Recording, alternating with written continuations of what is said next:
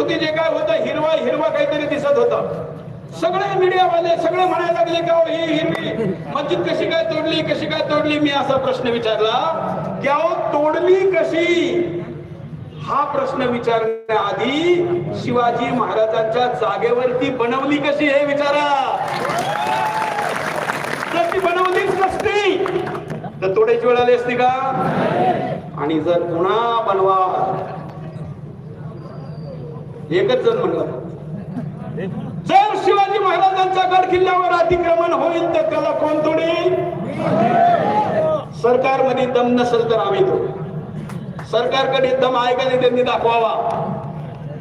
जर फार काही अडचण असेल तर मी माझ्याबरोबर युपी पोलीस आलेलं आहे, कारण मी युपी मध्ये राहतो. योगी बाबाला 5-25 बुलडोझर पाठवायला सांग.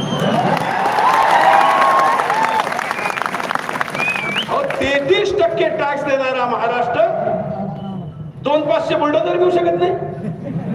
देशाला 33% टॅक्स देतो, घेऊ शकतो का नाही?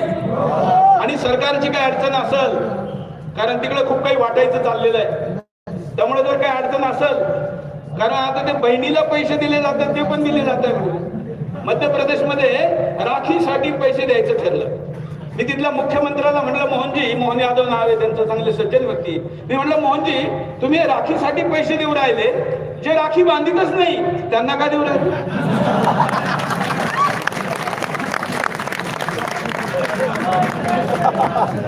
राखी तर सोडा, तिथं काही दिवसांनी काही बांधले जातं असे नाते. त्यामुळं महाराष्ट्रातल्या गड किल्ल्यांमधील हे सगळं मुक्त करा. हे बा तुमचे मुख्यमंत्री, तुमचे माझे मुख्यमंत्री, उपमुख्यमंत्री चांगले माणसं, याच्यात काही डाऊट नाही. परंतु आम्हाला फक्त चांगले माणसं नाही पाहिजे, आम्हाला योगी सारखं काम करणारे धाकड माणसं. हे चांगले आहेत, खूप चांगली गोष्ट आहे, काही प्रश्न नाही, खूप सज्जन आहे. पण अहो शिंदे साहेब, शिंदेंनी तर पार आटकेपार झेंडे लावले होते.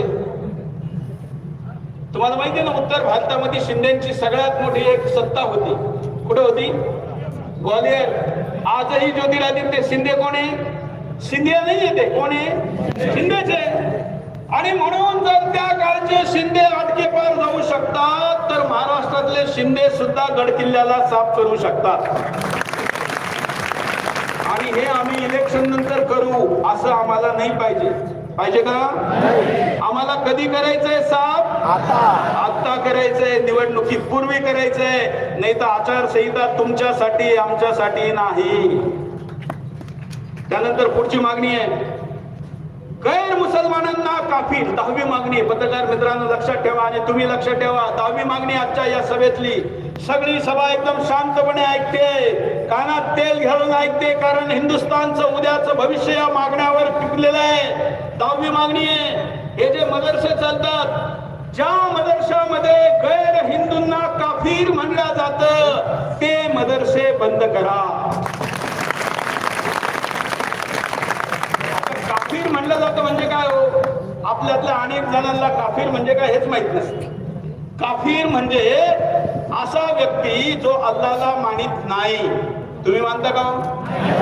अपमान करायचं कारण नाही कोणाचंच, कारण आम्ही हिंदू आहोत, आम्ही कोणाचा अपमान करत नाही. पण मानायचं कारण आहे का? मग जो अल्लाहला मानित नाही तो काफीर. म्हणजे सूरज चव्हाणके सुद्धा काफीर आहे.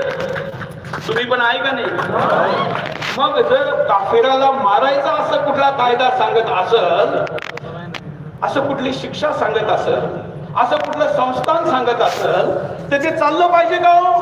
मी कायद्याने विचारतो. मी पण एलएलबी केलेला माणूस आहे, पत्रकार आहे. मी महाराष्ट्र सरकारला आणि मुख्य न्यायाधीशाला विचारतो, आमच्या पैशाने चाललेले मदरशांना टॅक्सचा पैसा दिला जातो, तिथल्या शिक्षकांना पगार दिला जातो, तुमच्या माझ्या पैशाने चाललेल्या मदरशामध्ये शिकवल्या जातं का काफिर? असं आपल्याला मारण्याची शिकवण जिथं दिली जात असेल त्याला आपण चालू द्यायचं का? आणि म्हणून ही 10वी मागणी आहे. मित्रांनो, फक्त सरकारकडे मागण्या करून चालणार नाही, तुम्ही आणि आम्ही सुद्धा काही केलं पाहिजे. फक्त सरकारवर निर्भर राहणारा समाज, फक्त सैन्यावर निर्भर राहणारा देश कधीही सुरक्षित राहत नाही. सेना तर आपली मजबूत आहे,